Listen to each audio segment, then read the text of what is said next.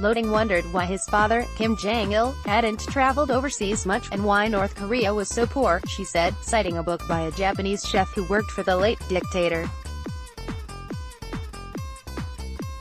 Jong-un was thinking that when he became the leader, he would run the country a lot better than his reclusive father. Over the past 7 years, the Swiss-educated Kim has steered North Korea from his father's military-first policy focused on building a nuclear arsenal to one that emphasizes the economy. After successfully testing an intercontinental ballistic missile in 2017, he declared the weapons program complete, initiated talks with Trump and announced a new strategy for boosting the economy.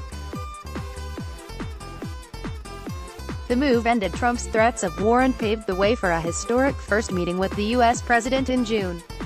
It also opened a new world of potential investors from Seoul to Singapore, provided Kim can get Trump to relax international sanctions against his weapons program.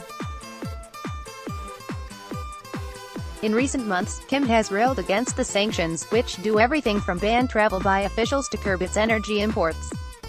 North Korea ranks as one of the world's poorest countries, and the sanctions are believed to have helped cause the country's deepest recession in 2 decades in 2017, according to South Korean estimates. When they come to negotiations, it means they are having a tough time internally due to sanctions, and Kim feels nervous, said Tae Yong-ho, who was North Korea's deputy ambassador to the UK before defecting in 2016 and becoming a critic of the regime. T-shirts with portraits of U.S. President Donald Trump and North Korean leader Kim Jong-un on sale in Hanoi, Vietnam. Credit.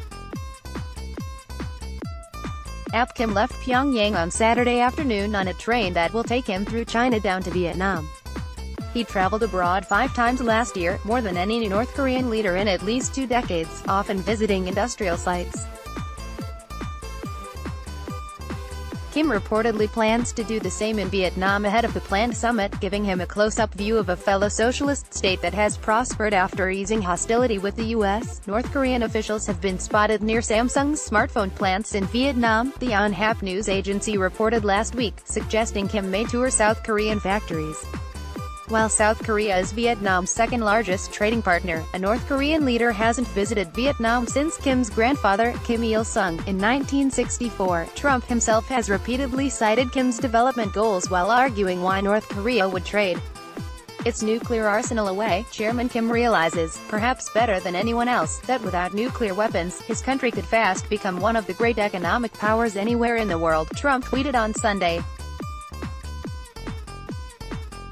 Because of its location and people, and him, it has more potential for rapid growth than any other nation. The second summit between U.S. President Donald Trump and North Korean leader Kim Jong-un will take place in Hanoi, Vietnam on February 27 and 28. Credit. Kim hasn't secured his control over North Korea by showing weakness. His reign has been marked by ruthless purges and executions, including the killing of his uncle and one-time deputy, Jang Song-thaek, as well as the murder of his older half-brother, Kim Jong-nam. That consolidation of power has given him the space to introduce economic and government reforms once seen as nearly impossible in the insular, one-party state. And it's allowed him to shake hands with Trump, the leader of a country that North Korean propaganda has spent generations blaming for all of its problems. Even now, the purges appear to be continuing. Kim exiled, imprisoned or executed 50 to 70 members of the country's political elite last year, including opponents of engagement with the U.S., according to a report published last week by the North Korea Strategy Center, a Seoul-based research institution founded by a former defector. Kim Jong-un has been very skillful in rewarding the friendly, co-opting the neutral and punishing the hostile, said Moon Chung-in, special advisor on foreign policy to South Korean President Moon Jae-in, said in an interview earlier this month. His longevity is institutionally guaranteed.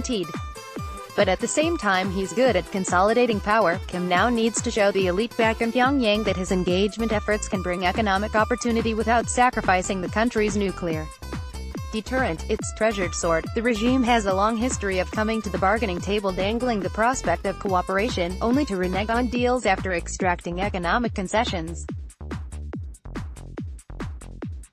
Chun Young-woo, former chief South Korean envoy to international nuclear negotiations with North Korea, said Kim's successful consolidation of power requires him to consider what kind of country he wants to rule over for the next 40 to 50 years. He wants to have a more prosperous country. He wants economic development, Chun said.